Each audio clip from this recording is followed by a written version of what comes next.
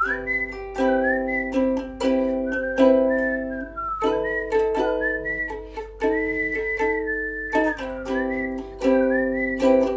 disclaimer from the same as my other video.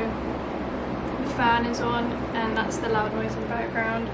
I can't do anything about it because it's fucking boiling in the UK. Anyway, let's talk about the books I've read since my last review. I think this is like 2 months worth of book, which is weird because the first few months of this year I was reading this many in a month. The order I read them in, we're gonna talk about them in this order. So the first book I read, and do you know what? So happy I read this, was The Fine Print by Lauren Asher. Now, this book, I'm so glad TikTok has not properly found it yet and destroyed it for me. I have seen it on TikTok, but like once. And the second book, which we'll talk about as well. It's called The Fine Print, and it's a romance, as usual, about a girl who works for this man, like, and his family own like a adventure park. I'm gonna speak about it again. I don't care if I'm repeating myself, and I've already spoken about this book. It's got all the best tropes ever. So it's got workplace romance, he's her boss. It's got Sunshine versus Grumpy. It's got he hates everyone but her. It's got everything. It's got everything.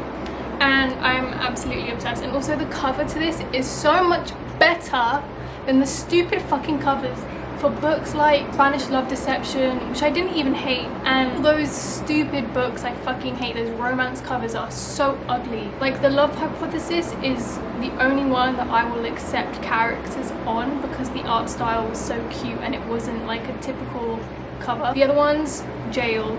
This is gorgeous and I absolutely love it, and I remember seeing it in Waterstones and I was like, I'm so attracted to this book. Like the cover just drew me in straight away.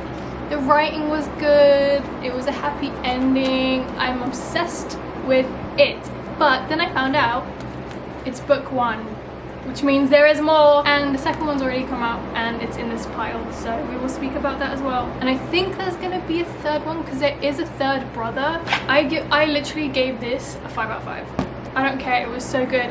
Not a cringy line inside from what I remember. The next one was, this is a Shopkins Horror surprise for me, The Picture of Dorian Gray by Oscar Wilde. First of all, the Waterstones covers, are you joking? Are you joking? Look how gorgeous this shit is. It's fucking beautiful.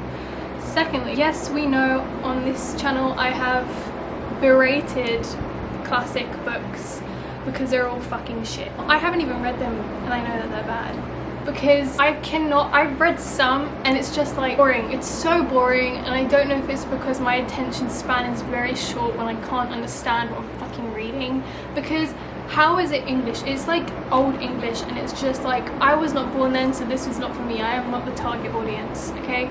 And a lot of them just have like plots which are so, they don't drag me in, you know? I either read books which are super cliche because that's comfortable and cute and romantic, or I read super complex books with deep meaning and there's no in between. And I feel like I never found which was a classic where I was like, yep, this is it. I've read Sylvia Plath, and she was her book that I read, The Bell Jar. It wasn't bad, it's not bad, it's just questionable, you know, and I don't enjoy the writing. Anyway, 5 out of 5. I loved it. People always tell you if you are beginning to read classic books, this is the book to read. And so I was like, you know what, I'm gonna give it a try. If I am anything, I am blessed. I tried it and I love it. And also, like, the whole time I read it, I was just thinking about Joseph Quinn.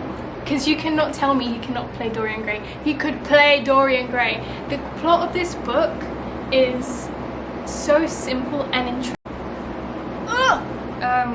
We're just gonna have to accept it. The camera cut off. Basically, I love Dorian Gray. It's too fucking hot to live. Next book. Why Has Nobody Told Me This Before by Dr. Julie Smith. Cute cover, I'll give it that.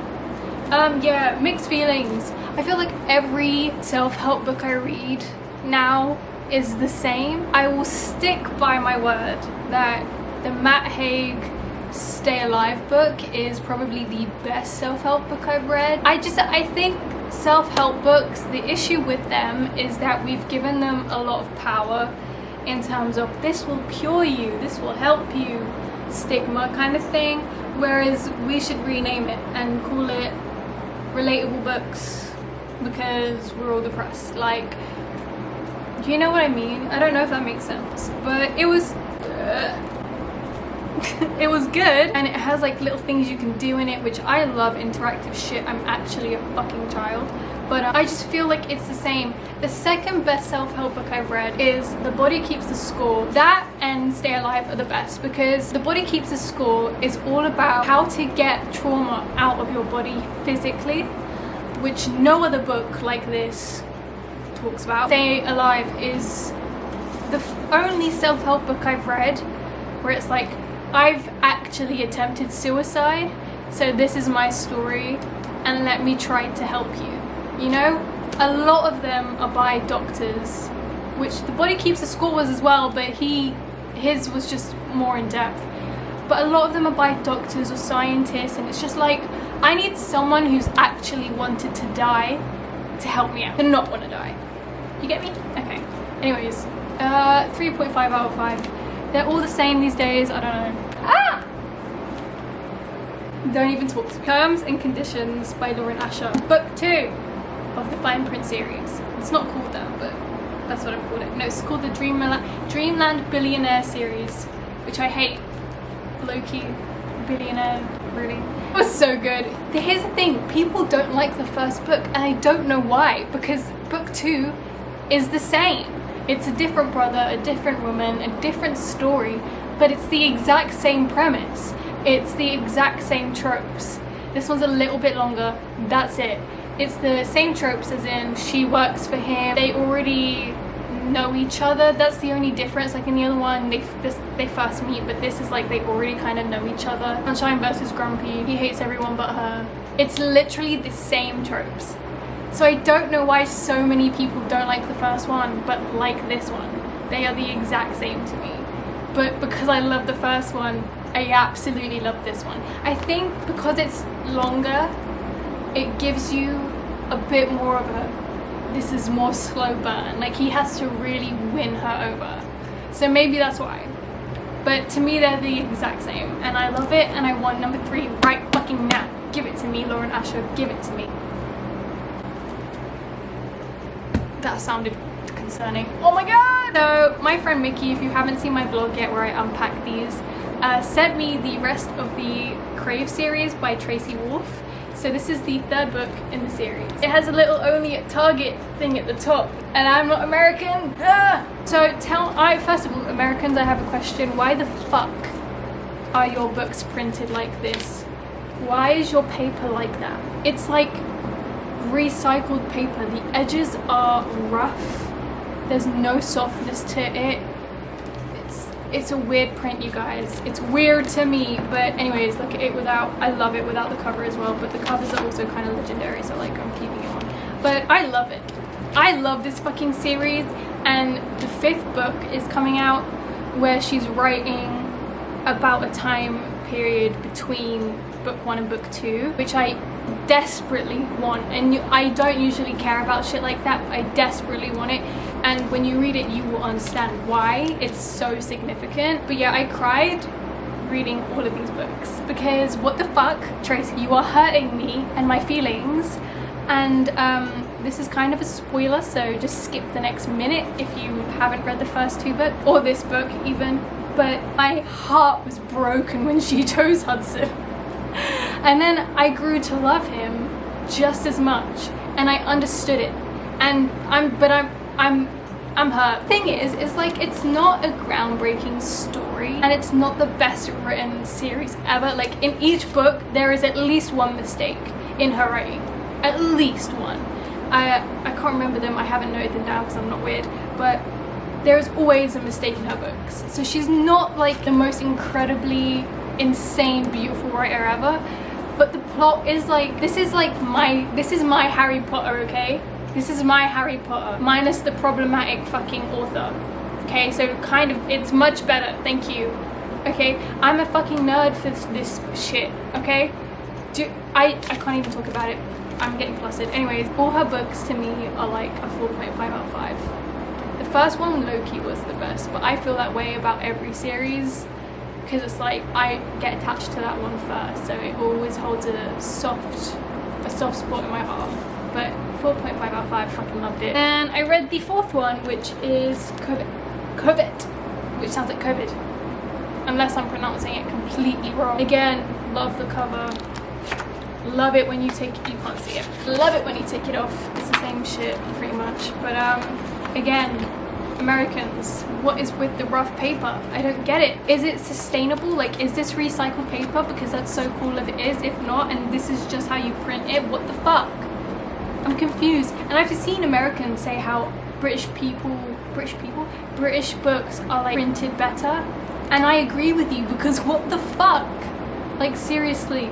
What the shit? Anyway, again, 4.5. I loved it. And the thing is like with shit like Harry Potter, I feel like I can't follow it. Like, it's just too dragged out and the world building is too much for me. Don't get me wrong, if you can world build to that extent, you're talented as fuck. And Tracy Wolf's and her world building is complex as well. But because it hasn't been dragged out, it's only 4 books. Because it hasn't been dragged out, I feel like I understand it so much better. You can always argue with these books that there is a way around all their issues very quickly, but that's not the point, you know? The point is that you are watching their journey figure it out. Yeah, 4.5. I love this book and I love the series. You should read it. If you like hot vampire men, this is for you. So then I got these next 2 books, the last 2 books, on my birthday, and I read this one in 4 days. I wish you could take, I wish you could take this off. TikTok sensation. At least this one is the matching colors to the book, because the one on the Love Hypothesis makes me want to fucking die. How dare you put that on my favorite book? This is overrated. Let me explain though. The TikTok videos I've seen that drew me into this book. First of all, the cover's gorgeous. We cannot deny that on any level. It's stunning. It's absolutely stunning, and I love the art style. My issue with it is like the TikToks I saw were just like, you know those videos where it's just the book quotes, and it's like the book quotes that are like the most gut-wrenching, heartbreaking, earth-shattering quotes, and you're like, oh my god, this is such a beautiful, sad quote. Like, I'm gonna cry. The rest of the book is not written that well. Let me say, from the beginning, it's so sad. From the get-go, there is not a single time you will smile. There is not a single time you will smile reading this book. Not once. So if you want to cry, pick it up. Because I sobbed my eyes out at the end. But otherwise, this is not a happy book at all. It's very dialogue heavy, which usually I prefer. But saying that though, when you aren't writing dialogue, because you have to have a mix of both. You have to write it well, it has to go somewhere. There was no plot outside of this book apart from the calls that she shares with her boyfriend. There was no plot. It went nowhere. And personally, I prefer a book with a plot. Kill me, sue me, like, I just do. Was it gut-wrenching at the end? Yes, it was gut-wrenching at the end. It really was. It was very sad, but I just felt like let down because I feel like the idea, the concept is so strong, and I love the concept. I think it could have been perfected a lot better than this. I think it could have been even sadder. If you added a bit more of a story in there, I think it would have been better. But also the main character, her, is insufferable. She's so fucking annoying. I think because you're thrown in after everything happens, there's no attachment to her or him. There is no attachment to their relationship. You're not like attached. If you don't know the premise, this isn't a spoiler, he's dead. From the beginning, he is dead. So it's like, I did it, there was no build up. I didn't fall in love with these characters and then you stripped them away from me. It was a great read, as in entertaining enough I did cry my eyes out at the end. The dialogue was good, but it could have been a lot better. So I would give it like a 3.75, whatever, 3.8, I don't know. And the last book here has traveled with me to Greece. It actually does smell like the beach we were on. This is another book that I came across in Waterstones, like the fine print, which stood out to me. Nowhere to be seen on TikTok, thank fuck for that. I love the cover, it's gorgeous, and it is called What Time Is Love by Holly, just knocked myself out, by Holly Williams. I love this book. I actually really love this book. So the premise of this book is, it's kind of unclear when you read the blurb. It's like two people and their souls meet every few decades. So I don't know, it's very ambiguous if it's their souls, if it's two people, their generations. It's very confusing. They have the same names in each generation, in each decade, so I'm assuming it's their souls connected. Do you know what I mean? I think you know what I mean. So they go through, I think it's like the wartime at first, then the second decade is the 70s or no 60s, 70s, 60s or 70s, and then the last one is like the 90s. Without spoiling too much, if you like straightforward romances, this is not for you. Halfway through I was like, I hate this book, not because of how it was written, but because it was just so up and down and fucking sad. And essentially the premise is right person, wrong time, and they get to try again each decade. And I love that concept so much, and the writer, she's actually very talented. I think this is like the best written romance I've read, because it hasn't come off of TikTok. In terms of her writing style, I just really enjoyed it. And again, the concept to me is just a beautiful concept. I love that concept. Characters, you love them, but you hate them because each decade until the last, I'm not spoiling anything by saying that, they fuck up monumentally with each other, and it's so frustrating.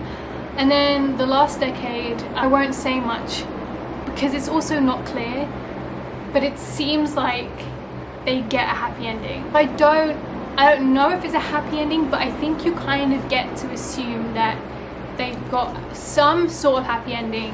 The book is also very heavy on the politics, classism, sexism. It's very politics heavy, just to show the inequality between men and women, classes, politics throughout the century of like 1900 to 2000.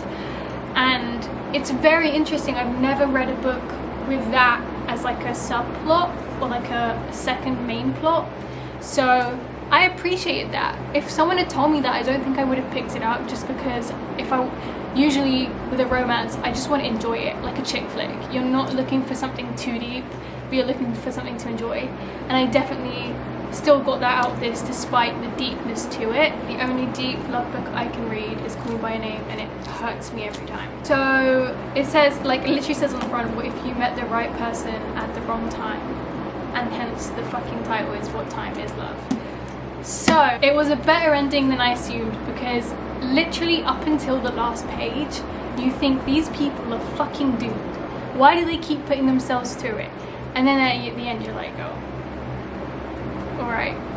So I'm happy it was a good ending. I'm very, very happy it was a good ending, and I love this book. So honestly, I'm scared to say 5 out of 5. But I think it's a 5 out of 5. I don't know, maybe it's a 4.5 out of 5. I feel like with deep romances, I'm always pinning it up against Call Me By Your Name, and nothing will beat that book for me. So whereas like with soft, how do you call it? I don't know, romances that are just full of tropes, I'm like, yeah, this is 5 out of 5 because it was entertaining and the author wasn't problematic and it wasn't gross and weird like fucking Colleen Hoover. And do you know what I mean? Like you're rating it for different things. I don't know, 4.5/5 out of 5. I'm on the rocks about it, but very good, and you should. I am buying more books today because I finished that and I don't have any more books left. There is one on the table that my mum has that I kind of want to read, but it's another self-helpy book, and I just don't know if I want to put myself through that. So see what my next book is. I don't know. I do have a list of books I want, so I have an idea of what it might be. And again, it's books I just saw in Waterstones where I was like, fuck, this sounds so good, instead of taking recommendations from fucking TikTok. This is a Colleen Hoover hate account, okay? Anyways, I love you guys very much. Thank you for listening to me rant about stupid shit. I hope to see you in my next video.